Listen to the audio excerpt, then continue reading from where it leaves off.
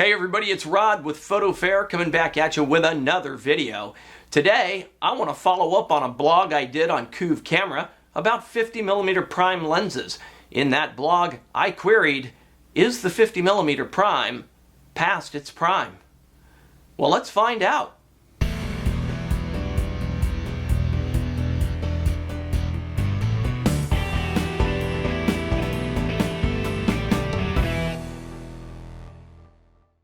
So the 50mm prime, here I've got a 50mm 1.2L EF lens mounted with the adapter on my EOS R. I use 50mm lenses all the time, so clearly I don't think they're past their prime. So what does prime mean? Well, prime just basically means it's not a zoom lens. It's a single focal length lens. Back in the day, prime lenses were notably superior to their zoom lens counterparts. And today, that's not necessarily the case. Today's zoom lenses are so good that really it's not a matter of, ooh, I got to get the prime lens to get the best picture. Typically, a zoom lens is going to give up something in order to give you the freedom of having an extended range. It's either going to be lens speed, or it's going to be size and bulk, or in some cases, a little bit less optical quality. The optical quality issue is no longer a big deal with modern lens design. But back in the day, when I bought my very first 35mm camera, a Canon AE1 in the 70s, back in the Carter administration, basically you always bought one with a 50. I mean, that was like 90% of the people would buy the camera with a 50mm lens. Now, when you were first starting out, it was usually a 1.8 or a 2.0 lens because the 1.4 lenses and faster were really expensive. So I had a Canon AE1 with a 50mm 1.8 lens. Made a lot of great pictures. What I like about the 50mm prime lens is that couple of things. Number one, a 50mm lens gives you kind of sort of a human perspective. You're not really bringing the image closer, you're not magnifying it, you're not wide angle, you're just kind of right sort of what your eye sees. And there's some science behind that, and some people say it's more like a 43, others say, it's more like a 55, but in general, a 50 is pretty close to your field of view, excluding peripheral vision. That's kind of nice. It gives us everything we take a picture of with a 50 kind of gives us that perspective as if we were actually looking at it. The other thing that a prime lens in general does is that it forces you to compose your picture. You can't just rack the lens in and out until you frame it the way you want. You kind of have to move around, put your subject in the scene, move the camera. If your subject is movable, move your subject. It makes you think about your composition and your scene a little bit more than just quickly framing it with the zoom lens. I think you're less likely to end up with, a tree coming out of someone's head or a garbage can in the background, or something like that when you have a prime lens, because you're kind of forced to move around and really pay attention to the scene. So I think that just makes you a better photographer having to do that. It doesn't mean that zoom lenses aren't handy to have. They are, but a prime lens can make you a better photographer by forcing you to pay attention to elements in your scene. A couple other things that you really learn about with a prime lens that often you might not with a zoom. Again, with a zoom, you can just kind of zoom in and out and frame the picture the way you want. With a prime lens, you are forced to move closer to your subject or further away from your subject to get the scene the way you want. And this is where perspective comes into play. You start to understand that perspective doesn't change when you change your lens. Perspective changes when you move your camera into a different position relative to your subject.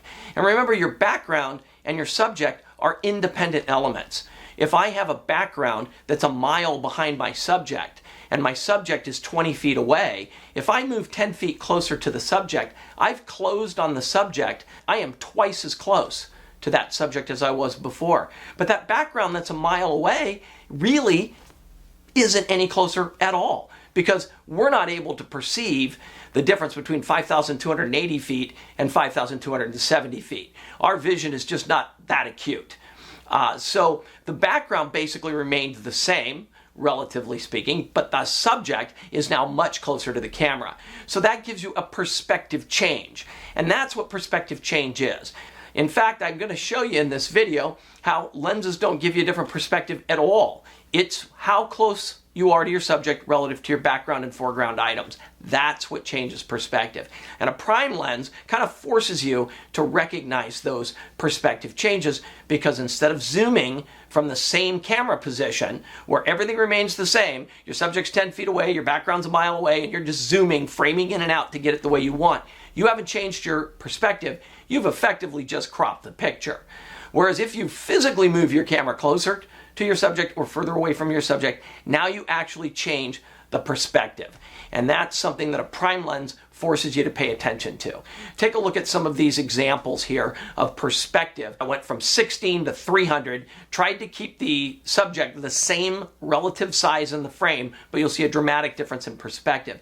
And it wasn't because of a telephoto versus a wide angle. It was because of where the camera is relative to the subject, relative to the background. That's what changes the perspective. Take a look. So here you see the 300 millimeter perspective. The camera's real tight, background's completely blurry. You don't really see much of the background. The camera is clearly the subject, and it is prominent and isolated from its surroundings. Now when we go to the 16 shot, I move the camera much closer to the camera. Now the camera is almost the same relative size. It's a little bit smaller because my Canon 16 to 35L wouldn't focus any closer than this. But it's pretty close. But notice the dramatic perspective. I still see a lot of the environment around the camera, even though the camera is still relatively the same size. That's perspective, and it didn't come from the wide angle lens, it came from moving closer to the camera. Yes, the wide angle lens is what allows me to get so much of the background in play, but if I back the camera up, like in this scene right here, the background relative to the camera hasn't changed from the 300 millimeter shot.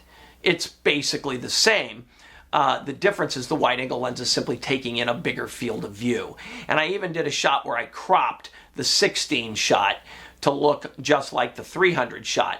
Now this is going to get really noisy because I cropped it way down, but just forget about how fuzzy and noisy the shot is. Just look at the perspective between the camera and the background. It's almost the same. Again, other than the fact that the picture lost all of its resolution and quality, it's relatively the same because the camera, it was a 16 millimeter shot taken from the exact same position, exact same subject distance, exact same background distance. And so that's kind of why perspective didn't change much there. Okay, back to the 50. So I think the 50 millimeter prime is a great lens because it gives you that ability to really pay attention to perspective and use perspective to your advantage. Additionally, 50 millimeter lenses are usually really fast. Now this is a 50 millimeter f1.2. It's kind of an expensive lens, but Canon makes a 50 1.4 lens, as does Nikon and Sony, which is much less expensive than the higher speed lens. And you can even get a 50 1.8 from Canon, Nikon, and Sony. And those are even more affordable. You're still getting a lot of the same abilities with the 1.8 as you are with the 1.4 or the 1.2. You can throw the background a little better out of focus, get a little more soft bokeh in the background with the faster lens. And of course you can let more light in for taking low light shots. But in any case, even the cheap nifty 50, as they like to call it for Canon, the 50 1.8, it's a $129 lens, and it's going to be faster than any zoom lens you can buy at any price. That's kind of nice. I think everyone should have a 50 in their kit, even if it's the cheap 50, even if it's the $129 50, the $150 50 millimeter lens. I think they're great. Now, another cool thing about 50s is there's a lot of vintage 50s you can get, like this Zeiss Biotar. I did a video on this lens. The bokeh is beautiful. Look at this shot with the Biotar. Look at that. Isn't that just beautiful? Kind of swirls around the subject. I love this lens. It's a 50 f2, and it's an old classic. Lensbaby makes a macro 50 f1.6. It's actually a 56 millimeter f1.6, and this has like a soft focus, forced chromatic aberration, soft, beautiful glow around your subject, and it'll focus to half life size. It's a great 50 millimeter lens. I even used vintage 50s like I have on this Canon 7, the 50 1.2. This lens isn't super sharp. It's sharp enough, but it's not super sharp. But the bokeh on this is beautiful. It just renders amazing. It can be a little busy, but it can really make the shot too if you use it right. And I have an adapter for this to go on my EOS R, or I can shoot it with my Canon 7 on film. So 50s are just great. I love 50s.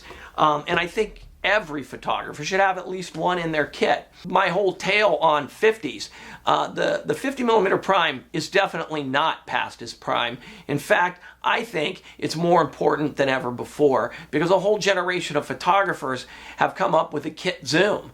We never had kit zooms back in the 70s and 80s. The kit lens was always a 50, usually an f2 or a 1.8 or 1.7 depending on the brand. You know, we would get zooms later when we needed a zoom lens, or we would get multiple prime lenses.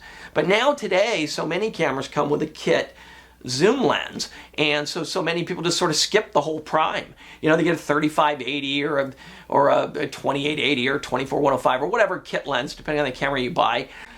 And then the next lens often that someone might buy would be a telephoto to get more reach. You know, and that might be an 80 to 200, whether it's a fast one like an f2.8 or a slower one like an f4 or even a 5.6. And then so many people, that's their kit. They run about their business and never really enjoy a high-speed prime, never really necessarily get an opportunity to kind of really play around with perspective other than just framing your shot with the zoom. So a prime lens can really be a powerful tool to help you become a better photographer, to help you really pay attention to elements in your frame that you might not pay attention to if you're just zooming in and out. And also to give you that extra speed without draining your wallet. You can get 1.8 speed in a 50 for a chump change. And that allows you to do some of the creative stuff like isolating your subject from the background, which is something that becomes hard to do if you're shooting with, say, a 28 to 105 f5.6 or f4.5.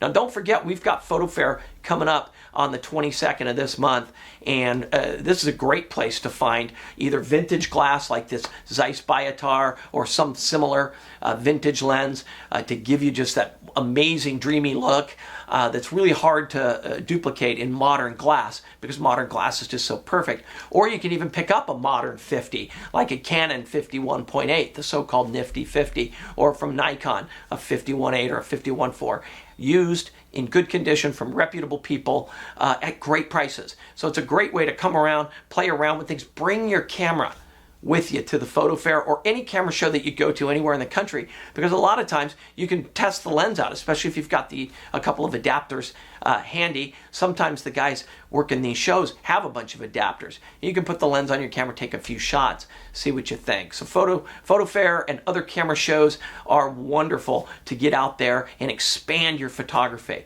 But don't ever think that the 50mm prime is past its prime, my friends. It is not. It is more relevant than ever before. I've got about 15 50s. So either I'm a kook or the 50 is still very much a viable product. It's probably a little bit of both. We'll see you at the next Photo Fair and right back here on YouTube for the next video. Thanks so much for watching.